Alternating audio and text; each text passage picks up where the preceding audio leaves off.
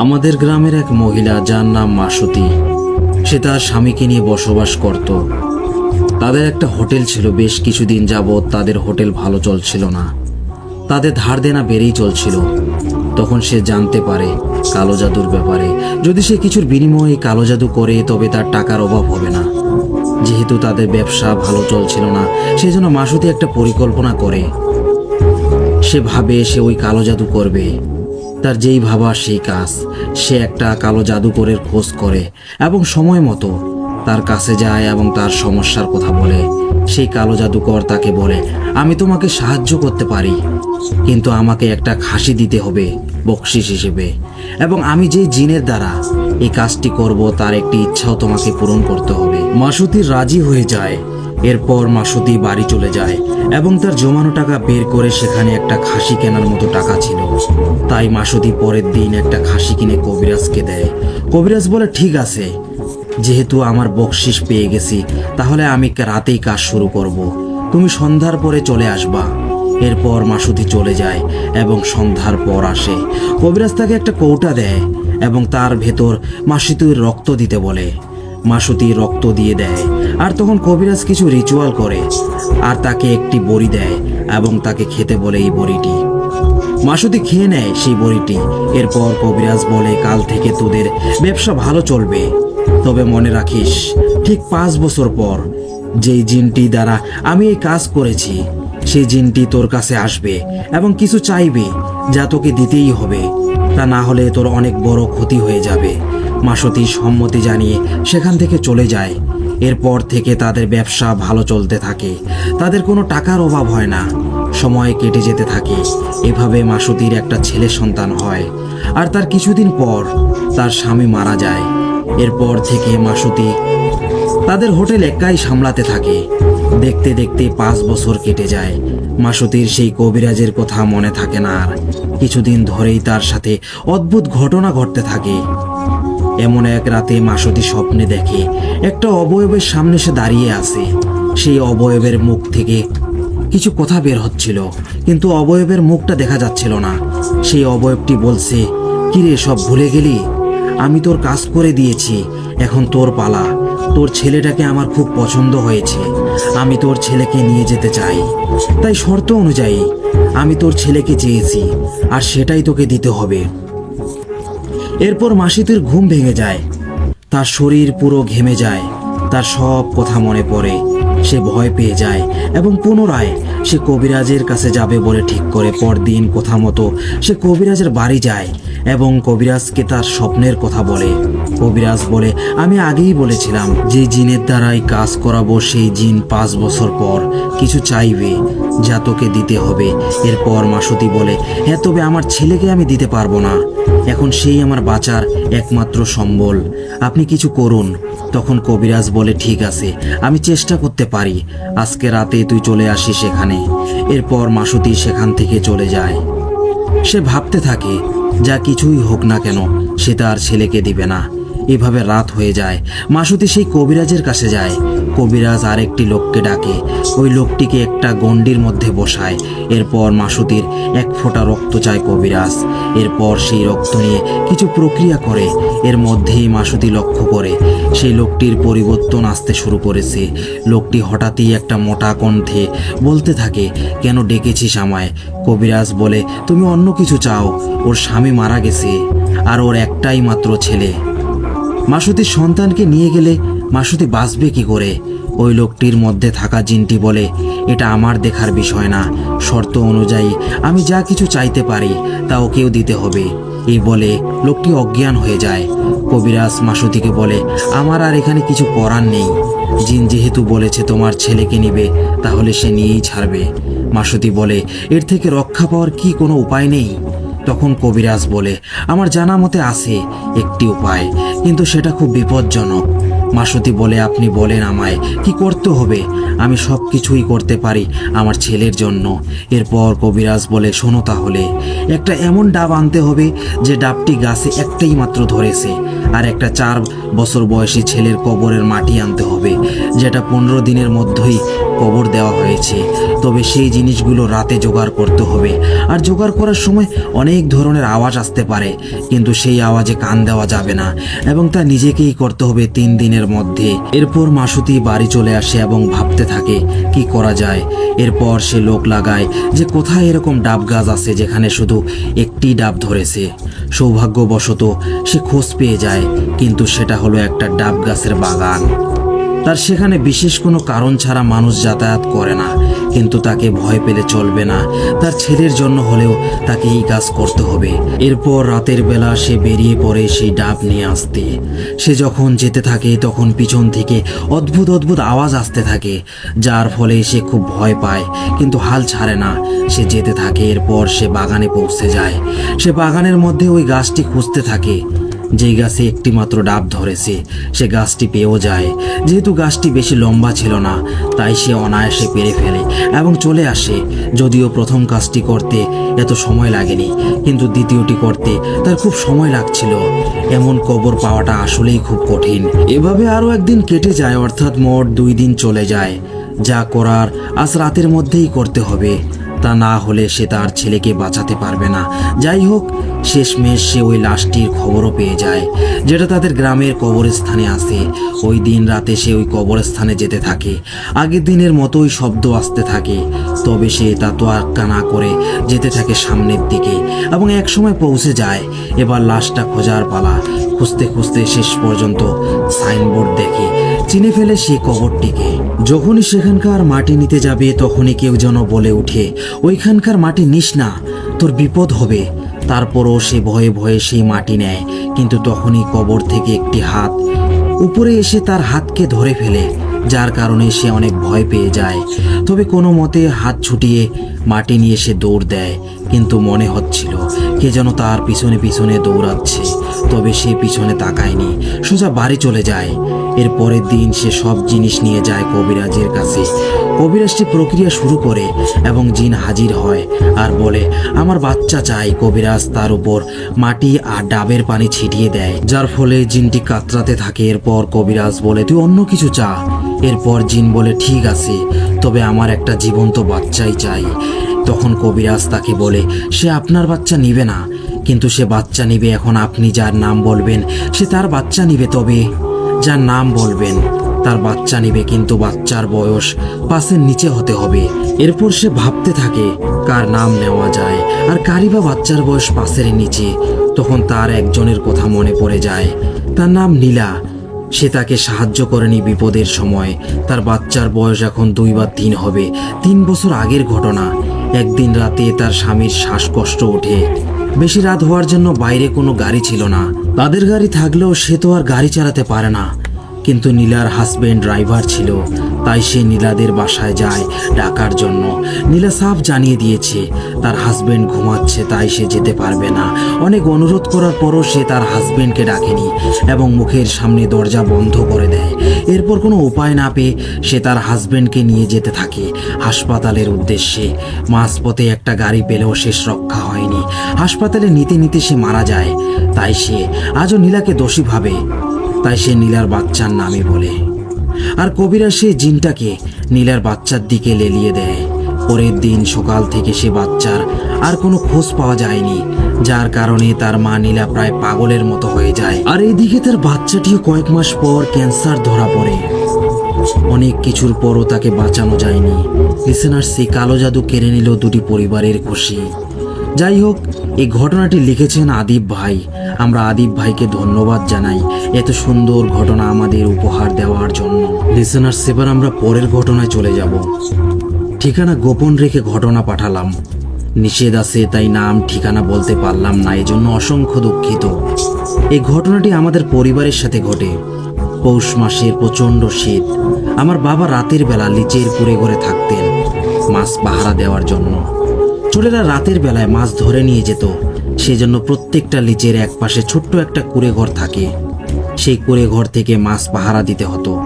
সেদিন আমার বাবা কুড়ে ঘরে শুয়েছিলেন এবং বাইরের লিচের দিকে নজর দিচ্ছিলেন। তখন আনুমানিক রাত 2টো বাজে। আমার বাবা দেখতে পেল লিচের অপর প্রান্তে 2টি আলো লিচের ভিতর দিয়ে এদিক সেদিক যাচ্ছে। বাবা ভেবেছিল হয়তো চোরেরা মাছ ধরতে এসেছে, তাই বাবা লাইট নিয়ে সেখানে দৌড় দিয়ে গেলেন, কিন্তু যাওয়ার আগেই আলো দুটি সেখান থেকে চলে গেল। বাবা তোর আগে ফেটে যাচ্ছে, আমার নিজের মাছ নিয়ে যাবে, আমি এটা সহ্য করতে পারি না, যেভাবেই হোক এই চোরদের ধরতে হবে। বাবা খুব সজাগ চোখে কুরে ঘরে বসে থাকতেন চোরদের ধরার জন্য। 4 থেকে 5 দিন পরে বাবা আবারও সেই একই স্থানে দুটি আলো দেখতে পায়। এমনিতেও বাবার মাথায় রাগ জমে আছে চোরদের ওপর, তাই সে চুপি চুপি সেখানে গিয়ে চোরদের ধরার চিন্তা করলেন। যেই বলা সেই কাজ, সে অন্ধকারে চুপি চুপি চলে গেল। সাথে নিয়ে গেলেন একটি ফুলকুচি, এটাকে অনেক জায়গায় ক্যাটারিং বলে। বাবা লিচের অপর প্রান্তে গিয়ে দেখতে পেল দুজন লোক লিচের মাঝের জমিতে লাইট মেরে মাছ ধরছে। বাবার আগের মাথায় ফুলকুচি তাদের দিকে ছুঁড়ে মারল। মনে হলো ওদের একজনের গায়ে ফুলকুচি ঢুকে গেল, কিন্তু অবাক করা বিষয়, সেকেন্ডের ভিতর সেই আলো দুটি সেখান থেকে গায়েব হয়ে গেল এবং সাথে সাথে সম্পূর্ণ পুকুরের পানি লাল হয়ে গেল। মনে হচ্ছে পুকুরের কোনো পানি নেই, সব রক্ত।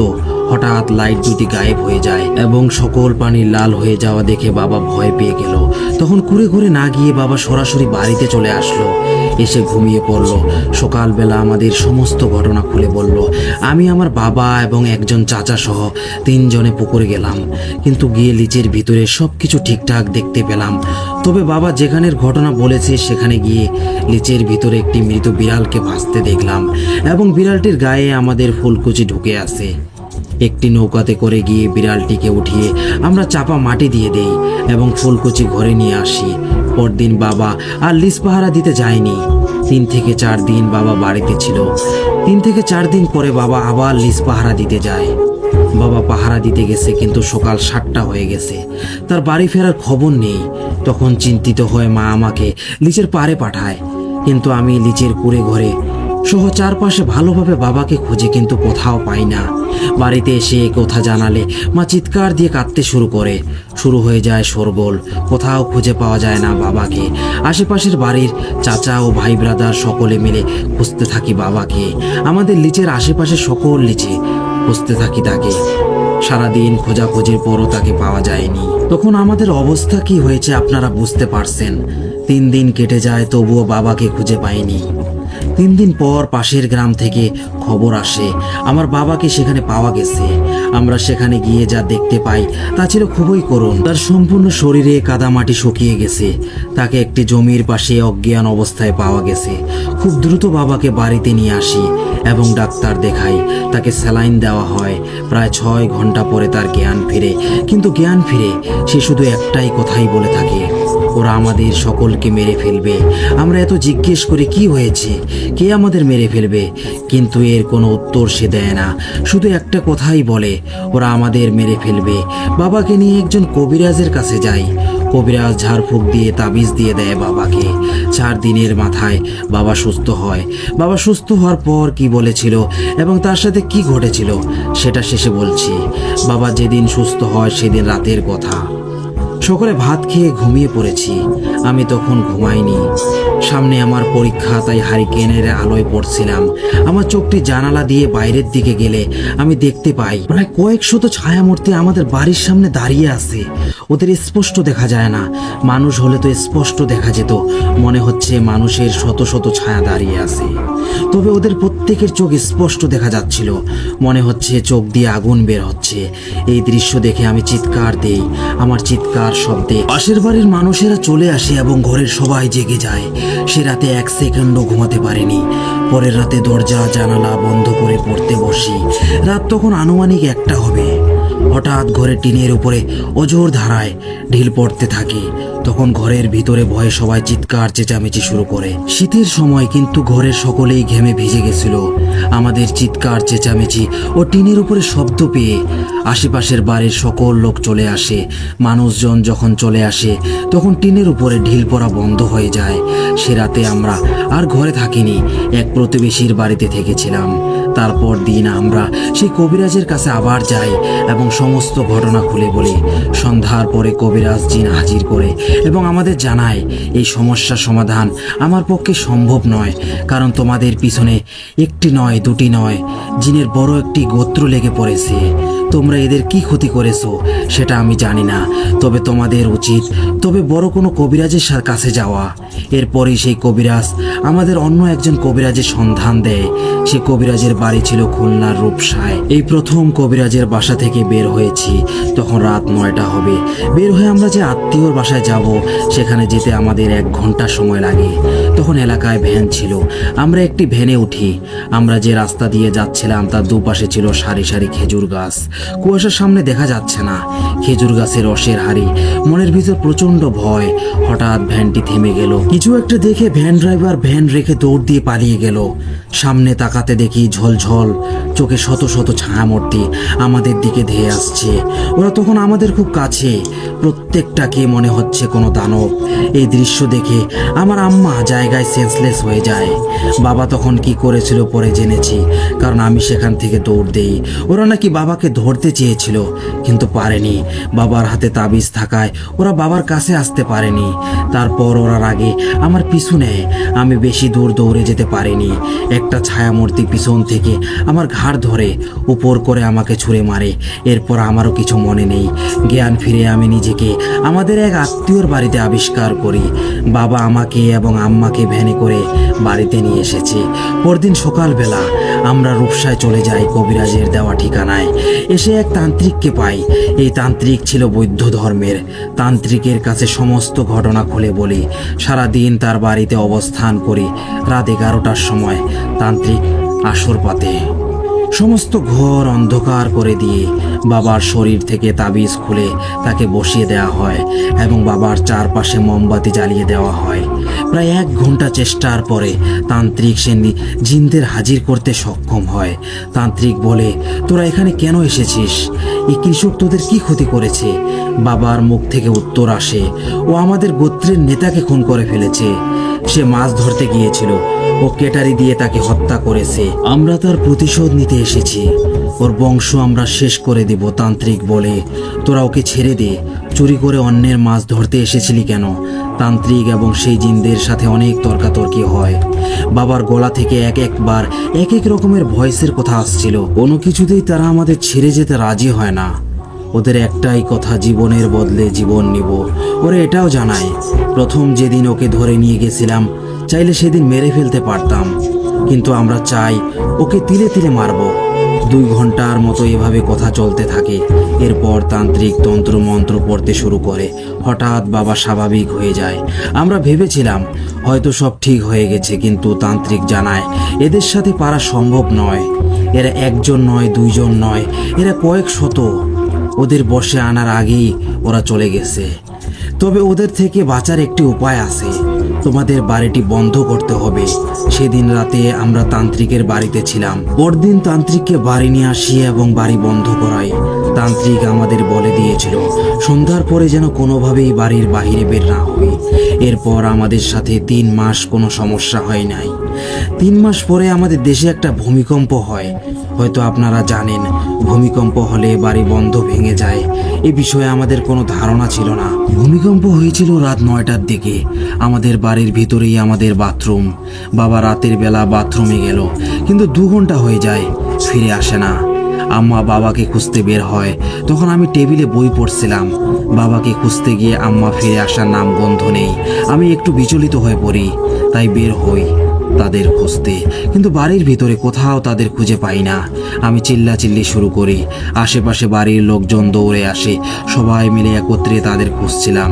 বাড়ির পাশে চাচাতো ভাইয়ের চিৎকার, সেখানে দৌড়ে যাই। গিয়ে দেখি বাবা সেখানে পড়ে আছে। এর কিছু দূর পরেই আম্মাও পড়ে আছে। তাদের দুজনকে সবাই মিলে ধরাধরি করে বাড়িতে নিয়ে আসি। মাথায় ও মুখে পানি দেওয়ার পরে মায়ের জ্ঞান ফিরল। আর কোনোদিন জেগে ওঠেনি আমার বাবা। আমার বাবার ঘাটটা মটকে দেওয়া হয়েছে। সেই করুণ দৃশ্য আজও যেন আমার চোখের সামনে ভাসে। বুকে দুঃখের পাথর নিয়ে বাবাকে কবর দেই। এদিকে আমার বড় বোনকে বিয়ে দিয়েছি সরল খোলা। বাবার মৃত্যুর খবর পেয়ে সে এসেছিল। তখন সে প্রেগনেন্ট ছিল। বাবার মৃত্যুর 3 দিন পরে আমাদের সাথে ঘটে যায় আরেকটি লোমহর্ষক ঘটনা। সকালে ঘুম থেকে উঠে আমরা বোনকে খুঁজে পাই না। তাকে খুঁজতে থাকি, কিন্তু সন্ধান পাচ্ছিলাম না। 6 দিন হয়ে যায়, বোনের কোনো সন্ধান পাই না। তার শ্বশুর বাড়িতে খোঁজ নেই, কিন্তু সেখানেও নেই। এমনিতেই সে অসুস্থ। এই অবস্থায় সে কোথায় যেতে পারে? দুলাভাই আমার বোনকে খুঁজতে খুঁজতে পাগল প্রায়। এমনিতেই বাবার মৃত্যুতে আমরা শোকাহত, এর ভিতর বোনকে পাওয়া যাচ্ছে না। এই মুহূর্ত কতটা যে কঠিন ও দুঃখের তা যার সাথে ঘটে সেই উপলব্ধি করতে পারে। 6 দিন পরে আমরা একটি খবর পাই, নদীতে নাকি একটি মেয়ের লাশ পাওয়া গেছে। খবরটি শোনা মাত্র সেখানে ছুটে যাই, গিয়ে দেখি এ আর কেউ নয়, আমার বোন। আমাদের সম্পূর্ণ গ্রামে নেমে আসে শোকের ছায়া। আমার বোনেরও ঘাড় মটকানো। 3টে জীবন কিভাবে শেষ হয়ে গেল, বাবা, বোন, ওর পেটের বাচ্চা। পুরো গ্রামের লোকেরা আমাকে নিয়ে চিন্তিত ছিল। এরপর আমার কিছু না হয়ে যায়, আম্মা সহ গ্রামের লোকেরা আমাকে বড় একজন তান্ত্রিকের কাছে নিয়ে যায়। সে তান্ত্রিকের বাড়ি ছিল মাদারীপুরে। এই তান্ত্রিক জিন হাজির করে। জিন তাকে জানায়, আমরা আর কারো জান নিব না। একটি জীবনের বদলে 3টি জীবন নিলাম। তারপরও তান্ত্রিক আমাদের তাবিজ দেয়। এরপর আমাদের সাথে আর কিছুই ঘটেনি। আমাদের বলতে আমি এবং আমার মা। আজও চোখের সামনে ভেসে ওঠে বাবা ও বোনের লাশ। বেঁচে থাকতে এই দৃশ্য ভুলতে পারবো না। সকলে ভালো থাকবেন, আল্লাহ হাফেজ। লিসেনার্স, ঘটনাটি লিখেছেন মোহাম্মদ তারিকুল ইসলাম। লিসেনার্স, এবার আমরা পরের ঘটনায় চলে যাব। আমাদের গ্রাম থেকে 2জন বাচ্চা গায়েব হয়ে যায়। অনেক খোঁজাখুঁজি করা হয়, মাইকিং করা হয়, কিন্তু কোনো খোঁজ খবর পাওয়া যায় না। বাচ্চা দুটি ছিল আপন খালাতো ভাই। অনেক খোঁজাখুঁজির পরও তাদের পাওয়া যায় না। বাচ্চা দুটি হারিয়ে যাবার 2 দিন পর তাদের লাশ পাওয়া যায় একটি অগভীর পুকুর থেকে। হাঁটু সমান পানি সেখানে। আশ্চর্যের বিষয় হলো, হারিয়ে যাবার দিনই ওই পুকুরে খোঁজা হয়, কিন্তু ওইখানে কিছুই পাওয়া যায়নি সেদিন। যাই হোক, বাচ্চা দুটির মা কাঁদতে কাঁদতে বেহুশ হওয়ার অবস্থা, কারণ তাদের 2জনেরই একমাত্র সন্তান ছিল তারা। আসলে বাচ্চাগুলো কি করে মারা গেল? সেখানে কি কোনো অস্বাভাবিকতা আছে? যাদের বাচ্চারা মারা গেছে তারা ছিল আপন 2 বোন। তাদের বিয়ে হয়েছিল একই গ্রামে, কিন্তু তাদের কোনো বাচ্চা হচ্ছিল না। একজনের বিয়ের 1 বছর, আরেকজনের বিয়ে 7 মাস কেটে যাবার পরও বাচ্চা হচ্ছিল না। অনেক ডাক্তার, কবিরাজ দেখিয়েছে, কিন্তু কোনো লাভ হয়নি। তাদের শ্বশুর বাড়ি থেকে তাদের অত্যাচার করত। এই কারণেই একদিন তারা 2জন এক কবিরাজের সন্ধান পায়, যে নাকি তাদের এই বিষয়ে সাহায্য করতে পারবে। তাই তারা সিদ্ধান্ত নেয় ওইখানেই যাবে তারা। যেই ভাবা সেই কাজ। একদিন সময় করে 2 বোন যায় ওই কবিরাজের কাছে। কবিরাজ বলে, আমি তোদের এই বিষয়ে সাহায্য করতে পারি, কিন্তু আমার কিছু শর্ত আছে। শর্ত হলো এই যে, আমাকে 10,000 টাকা দিতে হবে, আর একটা খাসি দিতে হবে। আর তোদের বাচ্চা হওয়ার পরও আমি কিছু চাইবো, সেটাও তোদের দিতে হবে।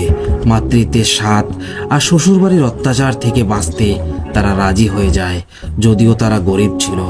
তারপর তারা ওইখান থেকে চলে আসে এবং তাদের গহনা বেচে সব জোগাড় করে।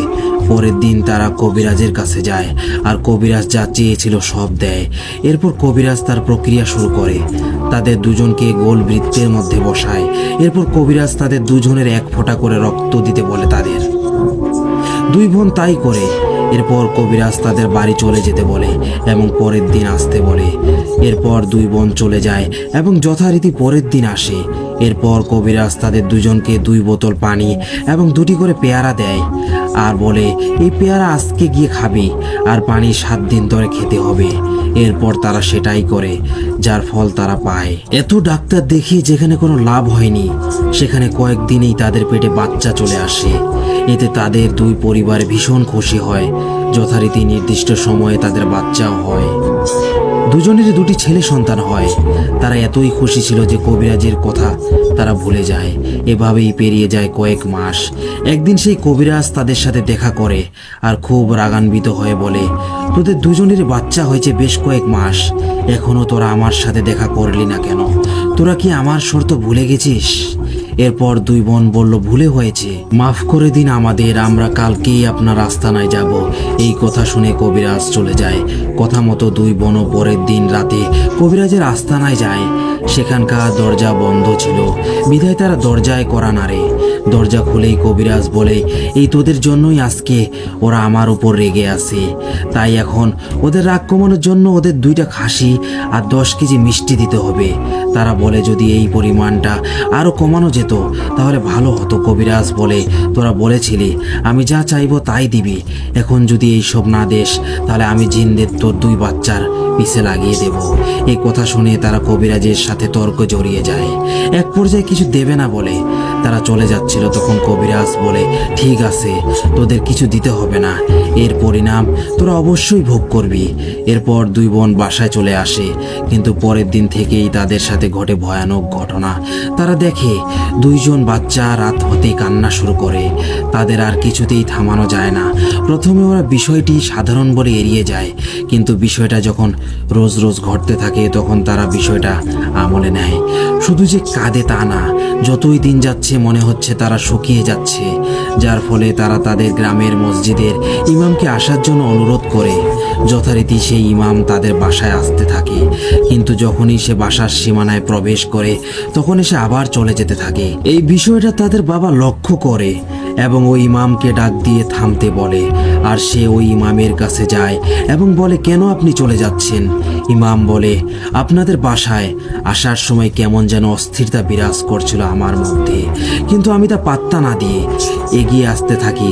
কিন্তু যখনই আমি আপনাদের বাসার প্রবেশ করি তখন একটা ফেসফেসে গলায় কে যেন বলে ওঠে, ভেতরে যাবি যা, কিন্তু লাশ হয়ে ফিরে আসবি।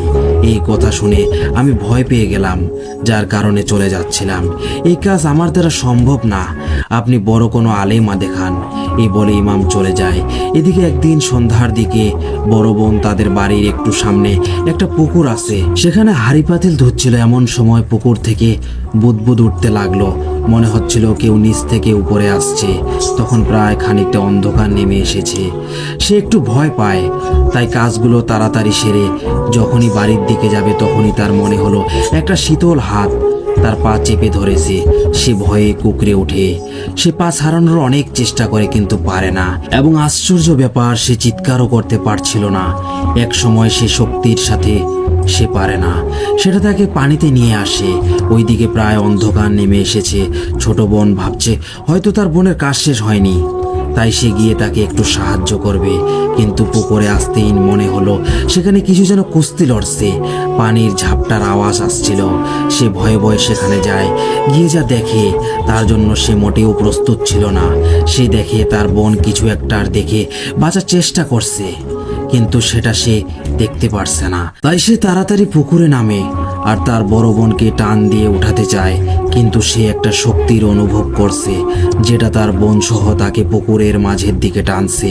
অনেক কষ্টে সে তার বোনকে উঠাতে সম্ভব হয়, কিন্তু ততক্ষণে তার বোন অজ্ঞান হয়ে গেছে। অনেক কষ্টে সে তাকে বাড়ি নিয়ে যায় এবং ঘরে নিয়ে শুয়ে দেয়। সে কি করবে বুঝতে পারছে না, ভয়ে তার হাত পা কাঁপছে। এরপর তার বাবা আর ভাই আসে মাঠ থেকে কাজ করে। সে তাদের পরিস্থিতি সম্পর্কে অবগত করে। এরপর তার ভাই তার বোনের পেটে চাপ দিয়ে পানি বের করতে থাকে এবং একসময় জ্ঞান ফিরে।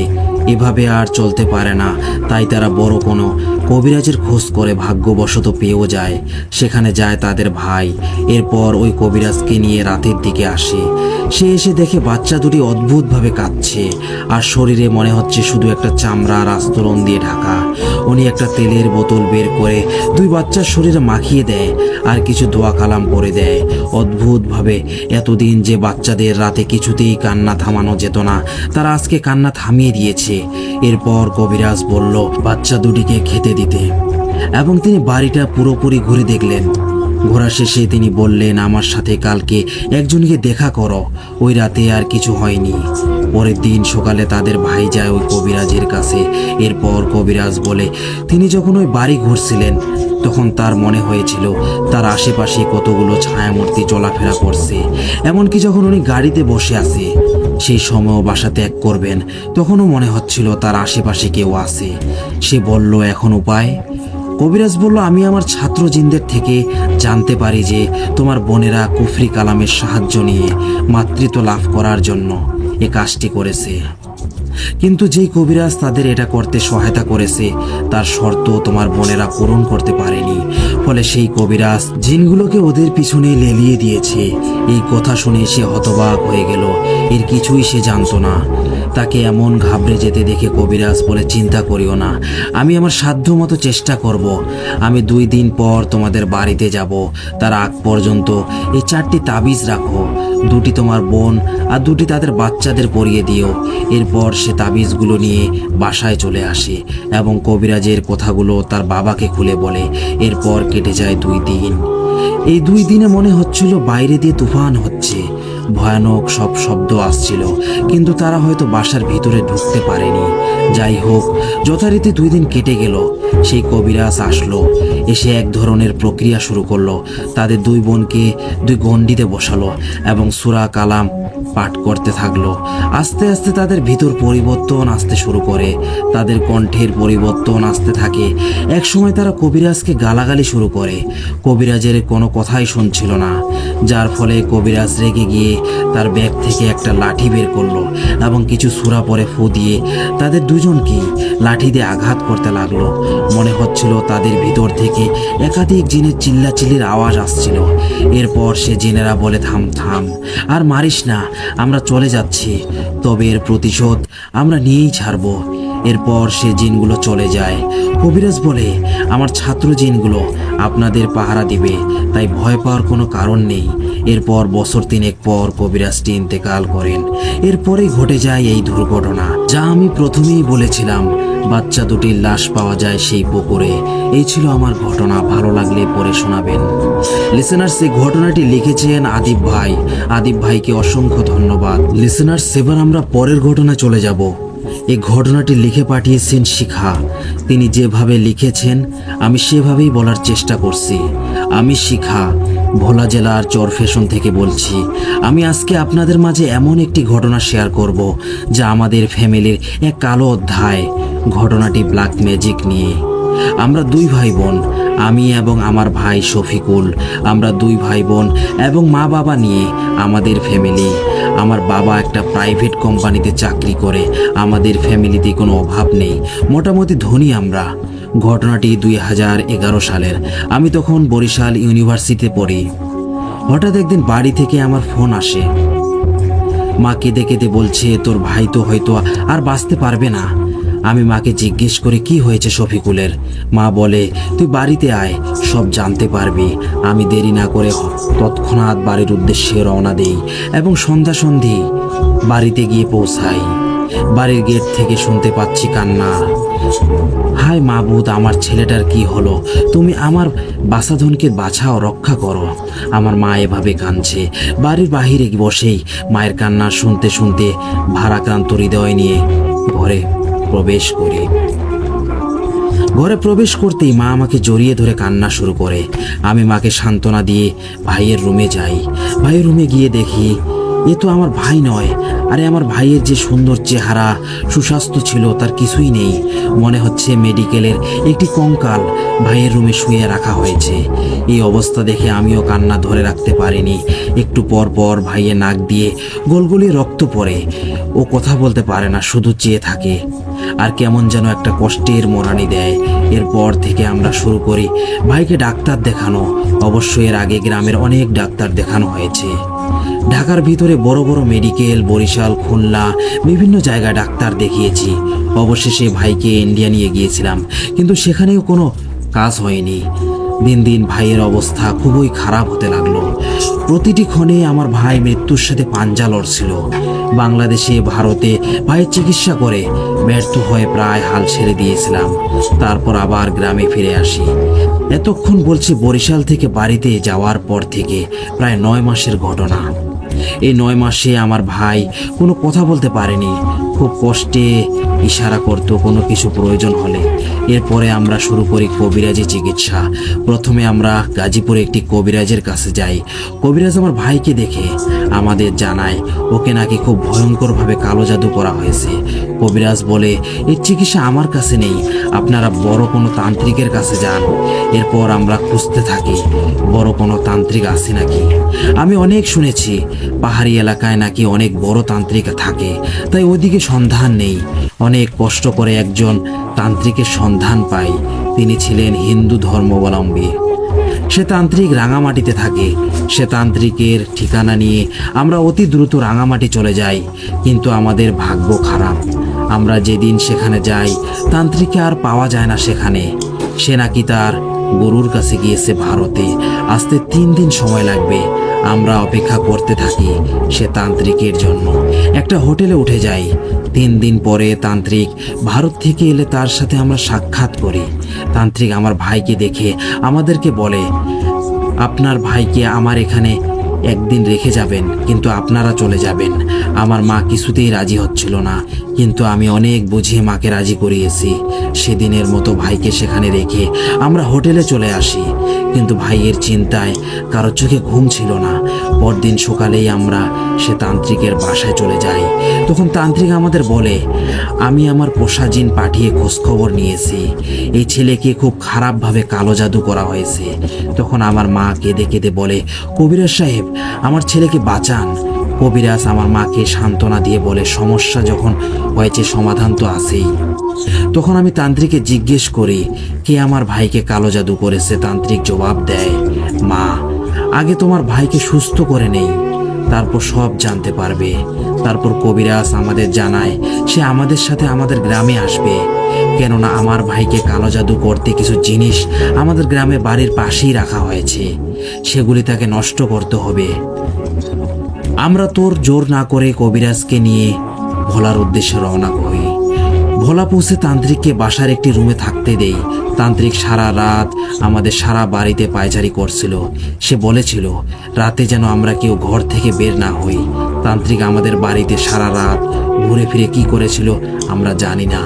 ভোর রাতে সে ঘরে আসলো, সাথে নিয়ে আসলো একটা পুতুল, কিছু তাবিজ কবচ, এবং তান্ত্রিকের সারা গায়ে মাটিতে ভরা ছিল। পুতুলটির গায়ে অনেকগুলি সূচ লাগানো ছিল। আমি তান্ত্রিককে বলি, আঙ্কেল, আপনার কি হয়েছে? সারা গায়ে মাটি কেন, আর এগুলি কি? তান্ত্রিক হেসে জবাব দেয়, মা, গোসলটা করে নিই, তারপরে সব বলবো। আর হ্যাঁ, তোমাদের সমস্যা অনেকটাই সমাধান হয়ে গেছে। আমরা সকলে অনেকটা খুশি হয়েছিলাম, কিন্তু মনের মধ্যে অনেকগুলো প্রশ্ন রয়ে গেল। তান্ত্রিক আঙ্কেল গোসল করে ঘরে এসে সোফার উপর বসলেন। তাকে আমরা চা খেতে দিলাম। চা খেতে খেতে তান্ত্রিক বলতে শুরু করলো, তোমরা বাবা চাচারা কয় ভাই? আমি উত্তর দিলাম, 3 ভাই। তান্ত্রিক বলল, তোমার অন্য চাচাদের কতজন ছেলে? আমি বললাম, বড় চাচার 3 ছেলে আর মেজ চাচার 2 ছেলে। তান্ত্রিক জিজ্ঞেস করলো, তোমার চাচারা পেশায় কি করে? আমি বললাম, তারা তো নদীতে মাছ ধরে সংসার চালায়। এরপর তান্ত্রিক বলল, তোমার চাচাতো ভাইরা মিলে তোমার ভাইকে কালো জাদু করেছে। তারা এই পুতুলটাকে কালো জাদুর জন্য ব্যবহার করেছে। তোমার চাচাতো ভাইয়েরা তোমার ভাইকে মারতে চায়। তোমার ভাই মারা গেলে তোমার বাবার সম্পত্তি তারাই দখল করতে পারবে। এরা যার মাধ্যমে তোমার ভাইকে কালো জাদু করেছে, সে তোমার ভাইয়ের পিছনে 60টি পিশাচ জিন চালান করে দিয়েছিল। আমি যখন এই পুতুল এবং তাবিজগুলি উঠাতে চাই, তখন ওই জিনগুলি আমাকে বাধা দেয়। আমার জিনেরা ওদের সাথে পেরে ওঠে না। অবশেষে তন্ত্র মন্ত্র দিয়ে ওদেরকে আমি হারাতে চেষ্টা করি, কিন্তু ওদের মধ্যে একটি জিন ছিল অতি শক্তিশালী। সেই জিনটির সাথে আমার অনেক ধস্তাধস্তি হয়। অবশেষে অনেক কষ্ট করে ওকে আমি পরাজিত করি, আর সেজন্যই আমার গায়ে মাটি লেগেছিল। আর তোমার চাচারা কিভাবে কালো জাদু করেছে এটা তোমাদের শুনতে হবে না, তবে হ্যাঁ, একটি কালো পাঠা ছাগল সন্ধ্যার আগে জোগাড় করবে। সেই সাথে জোগাড় করবে 60টি মুরগির বাচ্চা ও 10 কেজি গরুর দুধ। আমরা সন্ধ্যার ভিতরে এগুলি জোগাড় করি। সন্ধ্যার পরেই ছাগলটি জবাই করে তার রক্ত দিয়ে প্রথমে আমার ভাইকে গোসল করানো হয়। এরপর মুরগি জবাই দিয়ে তা রান্না করতে বলা হয়। সর্বশেষ কবিরাজ তার তন্ত্রমন্ত্র পরে গরুর দুধ দিয়ে ভাইকে গোসল করিয়ে দেয় এবং রান্না করা সেই মুরগির মাংস আমার ভাইকে খাওয়ায়। এরপর কবিরাজ আমার ভাইকে 2টি তাবিজ দেয় এবং বলে দেয়, এগুলি কখনো যেন তোমার হাত থেকে ছাড়া না হয়। পরদিন কবিরাজ চলে যায়। সে যাওয়ার আগে বলে যায়, আমার ভাই অল্প দিনের ভিতরেই সুস্থ হয়ে উঠবে। 9 দিন পর আমার ভাই কথা বলতে পারে এবং অল্প দিনের ভিতরেই সে আগের মতো সুস্থ হয়ে যায়। এরপর থেকে আমাদের সাথে আর তেমন কিছু ঘটেনি। এরপর আমরা ভোলার বাড়ি ভিটা বিক্রি করে ঢাকায় চলে আসি। ঢাকা একটা ফ্ল্যাট কিনে আমরা সেখানেই থাকতে শুরু করি। আলহামদুলিল্লাহ, আমরা এখন খুব ভালো আছি। সর্বশেষ 2টি কথা না বললে নয়, সম্পত্তির লোভে মানুষ কত কিনা করতে পারে। আমরা আমাদের চাচার বিরুদ্ধে কোনো ব্যবস্থা গ্রহণ করিনি, বরং আমরা নীরবে চলে এসেছি। ভালো থাকুক পৃথিবীর সকল পরিবার। এই ছিল আমার ঘটনা। ভালো লাগলে অবশ্যই পড়ে শোনাবেন। অনেক ধন্যবাদ আপনাকে এত সুন্দর ঘটনা আমাদেরকে পাঠানোর জন্য মিস শিখা। লিসেনার সেবার আমরা আজকের শেষ ঘটনায় চলে যাব। এই ঘটনাটি লিখে পাঠিয়েছেন মেহরাব হোসেন হিমেল। তিনি যেভাবে লিখেছেন আমি সেভাবে বলার চেষ্টা করছি।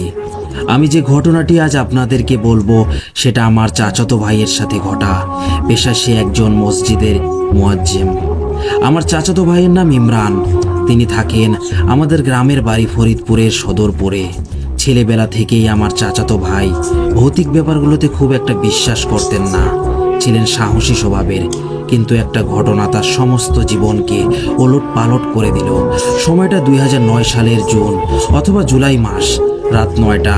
অন্য যে কোনো একটা সাধারণ রাতের মতোই সেদিন রাতে ঘুমাতে যাচ্ছিলেন তিনি। আপনারা হয়তো জানেন গ্রামে 9টা মানে অনেক রাত। শুয়ে পড়ার পর কিছুটা ঘুম ঘুম এসে যায় চোখে, কিন্তু হঠাৎ দরজা কে যেন নক করলো, বেশ জোরে ধাক্কা দিল। তিনি ভাবলেন এত রাতে কে। দরজা খুলে দেখলেন তারই পরিচিত একজন লোক দাঁড়িয়ে আছে। ঠান্ডা গলায় সেই লোকটি বলল যে গ্রামে কেউ একজন মারা গিয়েছেন, আজ রাতেই সেই মৃত ব্যক্তির দাফনের কাজ করতে হবে। কিছুটা বিরক্ত হয়েই তিনি রওনা দিলেন সেই লোকটির সাথে। ঘটনাস্থলে পৌঁছে দেখলেন লাশটার অবস্থা খুবই বিভৎস বললেও কম হবে। চেহারাটা শুধু কোনো রকমে বোঝা যাচ্ছিল। জানা যায় ট্রাক চাপা খেয়ে মারা গেছে। সাধারণত কোনো গাড়িতে কেউ মারা গেলে পরিবারের লোকজন বেশ কান্নাকাটি করে, তাছাড়া অনেক মানুষ এসে ভিড় করেন, কিন্তু সেখানে তেমনটা দেখা গেল না। প্রথমে খটকা লাগলেও ব্যাপারটা খুব আমলে নিলেন না তিনি ভাবলেন অনেক রাত হয়েছে বলে হয়তো। লাশ আগে থেকেই গোসল করানো ছিল এবং খাটিয়াটা তৈরি ছিল, সুতরাং তিনি ঘটনাস্থলে গেলে লাশ কাঁধে তোলা হয়। খাটের সামনের অংশটা তিনি ধরেন। স্থানীয় কবরস্থানের নাম গোয়ালখালী কবরস্থান নামে পরিচিত। সেখানে যেতে হলে ধান ক্ষেতের মাঝখান দিয়ে হেঁটে যেতে হয়। সে সময়, যে সময়টার কথা বলছি, তখন বৃষ্টির সময় ছিল। ক্ষেতগুলো পানিতে ভরা ছিল, কোথাও হাঁটু পানি, কোথাও কোমর সমান পানি। সেখানে দিনের বেলাতেই লাশ নিয়ে যাওয়া অনেক কষ্টসাধ্য ব্যাপার। রাতে ব্যাপারটা কঠিন হয়ে পড়ল। চারদিকে ঘুটঘুটে অন্ধকার, হারিকেনের আলোতে কিছু দেখা যাচ্ছিল না। লাশ নিয়ে ওনাদের বেশ কষ্টই হচ্ছিল। লাশ বহনের ধর্মীয় নিয়ম কানুন ছাড়াও এমনিতেই কেউ তেমন একটা কথাবার্তাও বলেন না, কিন্তু আশেপাশের মানুষের নীরবতা তার কাছে মোটেও স্বাভাবিক লাগছিল না। জড়তা কাটানোর জন্য তিনি তার আশেপাশে যারা ছিলেন তাদের সাথে অনেক কথা জিজ্ঞেস করতে লাগলেন, কিন্তু আশেপাশের কেউ তেমন একটা তার কথার উত্তর দিলেন না। তাছাড়া সেখানে লোক ছিল মাত্র 4 থেকে 5 জন। উপায় না দেখে তিনি কথা না বলে হাঁটতে লাগলেন। এত কম লোকের উপস্থিতিটাও তার কাছে কিছুটা অস্বাভাবিক লাগলো। কবরস্থানে যখন পৌঁছালেন তখন রাত প্রায় আনুমানিক 12টা হবে। যথারীতি কবরের সামনে গিয়ে লাশটাকে নামানো হলো। নামানোর সাথে সাথেই ওনার সাথের লোকজনগুলো কোথাও যেন গায়েব হয়ে গেল। আশেপাশে খোঁজা শুরু করলেন তিনি। কবরস্থানটি মোটামুটি বড়ই ছিল। এতটা কম সময়ে কোনো মানুষের পক্ষে অতিক্রম করা একদম অসম্ভব। এবার তিনি বেশ ভয় পেতে শুরু করলেন। লাশটা লাশের জায়গাতেই আছে, কিন্তু আশেপাশে কেউ নেই। ব্যাপারটা কল্পনা করলেও কেমন লাগে। প্রায় মাঝরাতের মতো একটা সময় একা একজন লাশের সাথে দাঁড়িয়ে আছে, তাও কবরস্থানে। কিছু সময় আগে তার সাথে যে লোকগুলো ছিল তারা যেন হাওয়ায় মিলিয়ে গেছে, কিন্তু তখনও তিনি আন্দাজ করে উঠতে পারেননি যে তার সাথে আরো কি কি ঘটনা ঘটতে চলেছে। কিছুটা অসাবধানতেই তার চোখ পড়ল লাশের মুখের দিকে। তিনি যা দেখলেন তা হয়তো তার জীবনে আর দেখতে চাইবেন না। তিনি দেখলেন লাশের চোখগুলো কেউ যেন উপড়ে ফেলেছে, আর সে অবস্থায় লাশটা নিঃশব্দে রক্তহীন করা একটা হাসি মুখে লেগে আছে। তার মনে হলো লাশটা নড়ছে। এক পর্যায়ে লাশটা সম্পূর্ণ দাঁড়িয়ে গেল। এই দৃশ্য আর সহ্য করতে পারলেন না তিনি। সেখানেই তিনি সেন্সলেস হয়ে পড়ে যান। পরদিন সকালে স্থানীয় কিছু জেলে যারা কিনা কবরস্থানের পাশ দিয়ে যাচ্ছিলেন তারা তাকে সেন্সলেস অবস্থায় পান এবং বাড়িতে পৌঁছে দেন। ঘটনাটি এখানেই শেষ হয়ে গেলে পারত, কিন্তু কে জানতো এটা ছিল মাত্র শুরু। এই ঘটনার পরের দিন তার প্রচণ্ড জ্বর আসে। তিনি প্রায় ঘুমে আজব আজব স্বপ্ন দেখতে পান। মাঝরাতে ঘুম ভেঙে গেলে তিনি দেখেন সেদিনের সেই লাশটি তার ঘরে পায়চারি করছে। একদিন রাতে তার ঘুম ভেঙে গেলে তিনি দেখলেন লাশটা তার পাশে শুয়ে আছে এবং বিভৎস ভয়ঙ্করভাবে তার দিকে তাকিয়ে হাসছে। এরকম হওয়ার পর থেকে তিনি একা ঘুমানো ছেড়ে দিলেন, কিন্তু সমস্যা তাতেও কমল না। অবাক করা বিষয় হলো সেই লাশটিকে তিনি একাই দেখতে পেতেন। এরপর সমস্যা আরও বাড়তে লাগলো। তিনি শুধু মাঝরাতে নয়, প্রায় বিভিন্ন সময়ে দেখতে পেতেন লাশটা বিভৎস ভয়ঙ্করভাবে তার দিকে তাকিয়ে হাসতো আর ডাকতো। এবার তার পরিবার তাকে নিয়ে এক হুজুরের কাছে গেলেন। হুজুর বললেন এর উপরে খারাপ একটা শক্তির নজর পড়েছে, আরও সেই খারাপ শক্তিটি অনেক বেশি শক্তিশালী হওয়ায় তিনি তার সমস্যা সারাতে পারবেন না। কিন্তু তিনি অন্য একজন হুজুরের ঠিকানা দিয়ে দিলেন। সেই হুজুর অবশেষে অনেক তদবির করে তাকে সুস্থ করলেন। আলহামদুলিল্লাহ, এখন তিনি ভালো আছেন। প্রিয় লিসেনার্স, ঘটনাগুলো আপনাদের কেমন লাগলো আপনারা কমেন্টের মাধ্যমে অবশ্যই জানাবেন। আরেকটা কথা, আপনারা অবশ্যই আমাদের চ্যানেলকে সাবস্ক্রাইব করে পাশে থাকবেন। আমাদের চ্যানেলকে এগিয়ে নিয়ে যাওয়ার দায়িত্ব আপনাদের। আপনাদের লাইক, কমেন্টগুলো এবং সাবস্ক্রাইব আমাদের নতুন ঘটনা দিতে উৎসাহিত করে। প্রিয় লিসেনার্স, আপনাদের সাথে ঘটে যাওয়া ঘটনা পাঠাতে পারেন। আমাদের ডেসক্রিপশন বক্সে জিমেল আইডি দেওয়া আছে, bhuthfmrat@gmail.com। অনেক ধন্যবাদ আপনাদের সবাইকে ধৈর্যের সাথে আমাদের ঘটনাগুলো শুনে থাকার জন্য।